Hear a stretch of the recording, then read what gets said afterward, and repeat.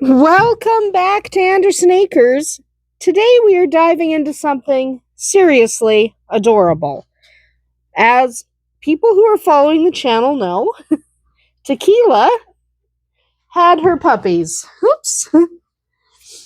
Tequila, our beautiful livestock guardian dog, had her puppies. And while they are undeniable cute little potatoes right now, the first 2 weeks of their lives are absolutely crucial. So if you've got a dog who just gave birth or you're planning for puppies in the future, this video is for you. It's also a way to look at Tequila's beautiful little ones. She's an excellent mother. So today we're going to walk through exactly what you can expect during those first 2 weeks, including how to make sure your puppies are growing properly, what to watch for with mama dog, and when to call the vet. So grab a critter to cuddle and let's talk little puppies. Let's start with the first 2 days. Now, these guys, at the time of this filming, are 12 days old. But the first 2 days are the really crucial, that's that really crucial window. When puppies are born, they are blind, deaf, and entirely dependent on their mama for both warmth and food. Colostrum, which is the first milk, is crucial. It's packed full of antibodies that help protect the pups from illnesses in their early days. You want to make sure each puppy is nursing in the first 12 to 24 hours so that they have that colostrum. All right? It is vitally, vitally important for their health and development. You might want to help weaker puppies latch on if they're having difficulty. Okay? If they're not latching on their own, try to give them a hand, help them open their mouths, help them get that nipple in their mouth. It is really important that they do latch. Count the puppies, number the nipples, and rotate the pups to make sure everyone is getting a fair shot. Okay?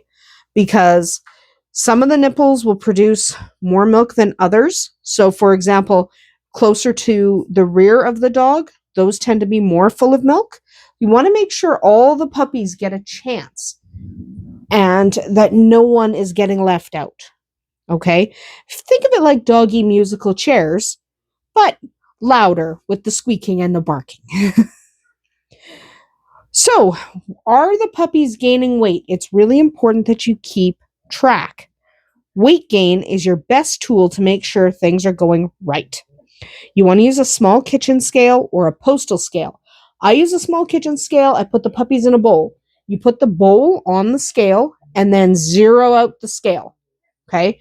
It's important that you zero out that scale so you know only the weight of the puppy. Weigh each puppy at least a couple times per week. Some people like to do it every day. I prefer to do it twice a week, but once per day is absolutely fine. There might be some initial weight loss after the puppy is born, so in that first 24 hours or so, but after that, they should be gaining 5 to 10% of their birth weight each day. If a puppy loses weight or stays the same weight for more than 24 hours despite eating, despite latching onto his mama and feeding, that's an early warning sign. It's something to take serious. Try to keep a notebook or a spreadsheet. Label the puppies, puppy 1, puppy 2, or name them. Doesn't matter. We've given ours all little names. I mean, they won't keep those names when they go to their families, but in my book, they're all named. And it's a good idea to make sure you have a way of telling them apart. Some people put little bits of nail polish on their toenails. That's what I've done right now because they're too small for collars. But we will be doing colored collars that coordinate with the nail polish shortly. But for right now, it's just the back toes. You'll see some of them have color. Like you'll see there's a blue and a pink and a red. That's just so I can tell puppies apart. And that way I can keep track of who weighs what, who's gaining weight, if anyone's lost weight. That way you know who to take to the vet. Now, what about mama dog? Okay. Tequila has done an amazing job. She is a fantastic mother. She loves her puppies and is very attentive to her little ones. But we've had to keep an eye on her too. There are some things to watch for with mama dog. Don't put all your attention on the puppies. Mama needs your attention too. One of the things you want to watch out for is mastitis. If one or more of her teats become swollen, red, hard, or hot to the touch, not just normal warm, but hot, it may hurt her to let the pups nurse. If you see this happen, call the vet. You also want to keep track of mama's temperature in those initial days. You're going to need to check with a rectal thermometer, which isn't fun for anybody, but it's a good thing to have on hand. And anything over about 103.5 Fahrenheit or 39.7 Celsius is cause for concern. You're going to want to watch for foul smelling discharge. Some discharge is normal after birth, but if it really stinks or it turns green, you might be dealing with a uterine infection. That is a call to go to the vet. If there's a loss of appetite, you need to pay attention because a nursing mama needs a lot of calories and she's going to want to eat a lot. If she stops eating, it's 100% a red flag. Off to the vet. So, a few things that would lead you to go to the vet, other than the couple things I just mentioned. Any sign of mastitis, if your dog is lethargic or acting disoriented, if she has increased bleeding, so sudden heavy bleeding, so if there's bleeding at first after she gives birth, of course, if that bleeding gets worse, not better, okay? It needs to get better. If it's not getting better or it's getting decidedly worse, off to the vet. Also look for fever or dehydration. These are serious symptoms. She needs to go to the vet. Back to the babies. There are things that are normal for puppies. There are things that are not. Twitching during sleep, totally normal. That's called activated sleep, and it helps to develop their nervous system. But there are some concerning signs when you have puppies that you might want to be aware of. You might want to pay attention. So if the puppies are always crying, not just when they want their mama, okay? Usually puppies are crying when they're hungry, when they're cold, or when they're sick. So if they're not hungry because mama fed them, if they're not cold because your house is decently warm, then they could be sick. Puppies that cry constantly need help. It is not normal for them to sit there and just cry. Okay, if they're not hungry and they're not cold, then they're probably sick. You also want to watch for weight gain, and you definitely want to check for pale gums. Checking for pale gums is really easy, and I don't want to pick anyone up right now because literally everyone is... Oh, someone's not nursing. Let's grab you. Come here real quick. Come here. So checking for pale gums is really easy. You can see these guys are starting to open their eyes, but it's really, really easy. You just lift up the lips and check the gums. Okay? They should be a nice, normal pink. And yes, you get a snuggle, you little sweetheart. This is Sherry. This one is Sherry. I love her. She's my favorite. Here you go, honey. So you definitely want to check for pale gums. If they do not have any color or if they're going blue, rush to the vet. Also, if the puppy is cold to the touch, even if they're alive, okay? If the puppy is cold to the touch and lethargic, that's a problem. And watch their behavior. Puppies normally, they love each other, they want to cuddle, they're really good with each other. If one puppy starts crawling away from the group, isolating itself, always wanting to be alone, that's a problem. Puppies can't regulate their temperature yet. So a puppy that's crawling away is going to get cold, okay? But also he might be sick. And since we're talking about temperature, puppies can't regulate their temperature. So you're going to want to keep the area where the puppies are for the first few days around like 85 to 90 Fahrenheit, which is like 29 to 32 Celsius. Fairly warm, okay? You want to keep it fairly warm because they get cold really easily. After that first week or so, they can handle colder temperatures, but really they rely on mama and each other to stay warm because they just can't regulate their temperatures. So when do you call the vet for a puppy? Well, if the puppy has not gained weight for 2 days in a row, He's just not gaining weight. He's not growing, or worse yet, he's losing weight. Straight to the vet.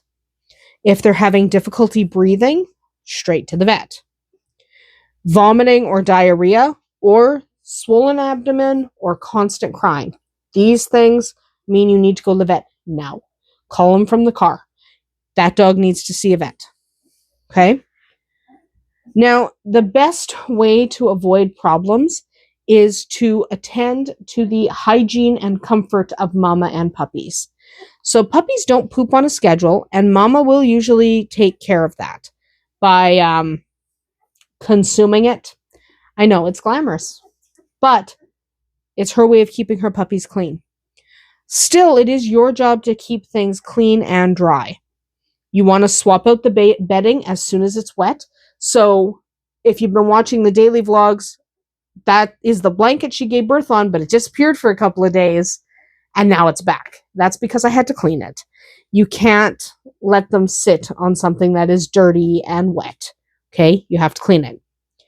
You want to also avoid in your bedding things like loops, like towels with hanging ropes and stuff like that they could get tangled in. You don't want your puppies to get tangled. Try receiving blankets. I really like receiving blankets for human babies because they're not anything a puppy could get snagged in. Even a regular terry cloth towel, the puppy could snag its feet on. So make sure the puppy is not getting snagged. Use soft flannel blankets, flat blankets, whelping pads, something that the puppies can't get tangled in and they can't inhale the fibers on. And make sure you are giving mama quiet, low-stress environments, okay? No loud noises, not a whole ton of visitors, and not a bunch of chaos. You want to go kind of for a luxury spa, not a backyard carnival. So the only person who we have had over is my mother, who Tequila adores. Okay, we have not let anybody else come over yet because they're only 12 days old. Give mama that first couple of weeks. She doesn't need everyone gawking at her babies. I know they're cute, and I know everyone wants to hold one. But wait until their eyes are open before people start really handling them a lot. Because they're just little squigs, and mama is going to be protective. Okay? Make sure those little squigs are safe and that you're not bothering mama by letting people grab her babies. Finally, development. What you're going to start seeing in your puppies in those first couple of weeks. So by the end of the second week, their eyes should be open. Eyes start to open around day 10 to 14. We're at day 12. So most of their eyes are open, and the ones that aren't will be open. You can't nurse off her foot. Yes, I can. I am a good dog. Oh man, they're cute.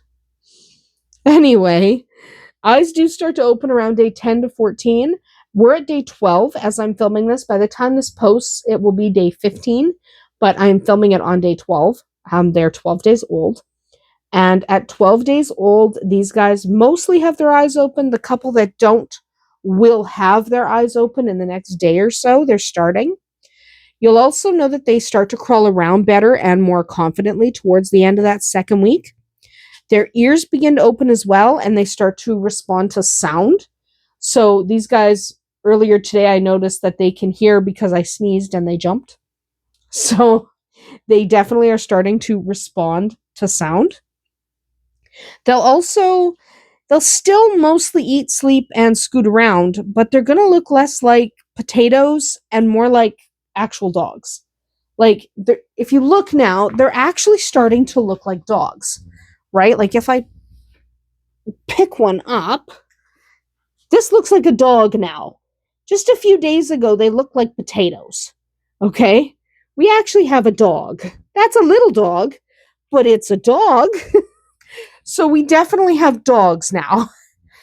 And they definitely look like dogs instead of looking like potatoes. So you're going to notice. You'll also start seeing their personalities start to peek out, and we are seeing that. You're going to have a bold one, a spicy one, a lazy one, the one who barks at the blanket, the one who thinks growling at his brother is the way to go. Every litter has these. So you are going to start to notice the different personalities, which I think is just adorable. But start to take note, especially if you're rehoming the puppies. That way you can start to notice the different personalities, and when people ask, I'm looking for a really sweet one, I'm looking for a really bold one, you'll be able to match them with the right puppy. So just a few supplies you're going to want to have on hand for that first 2 weeks. You're going to want a kitchen scale, like we talked about. Maybe grab a bowl to put on the kitchen scale to contain the puppy, because puppies are wiggly. You're going to want a rectal thermometer. Hopefully you don't get worried about temperature, but if you do, you will be glad you have a thermometer to take temperatures, especially of mama. You're going to want, if your home is not super warm, you're going to want a heating pad for your puppies. You can get puppy heating pads. They go right under a blanket, and they just provide enough warmth for the puppies to stay warm and dry. You are going to want to have some emergency puppy formula. Mama is probably going to do fine. But what if she doesn't produce enough milk? What if she has 14 puppies and she can only feed 10? You might have to step in and assist. So definitely have some on hand. Use the powdered kind, because the powdered kind keeps for a long time and you don't have to worry about it expiring too fast, because you probably aren't going to need it. But I'd rather have it and not need it than need it and not be able to find it. You are going to want a bottle or a syringe feeding kit. That kind of depends on the size of your dogs. Now, these are Great Pyrenees. That's a large dog, okay? That's a fairly large size dog. And because it's a fairly large size dog, I don't need a syringe feeding kit. But if you've got a really small dog, like you've got toy poodles or chihuahuas or something, you might want a syringe feeding kit. I would just be able to use a bottle. And you're definitely going to want gloves, towels, and extra bedding, because you never know when things are going to get gross. Okay? Things might get gross. You definitely want to be ready for the gross.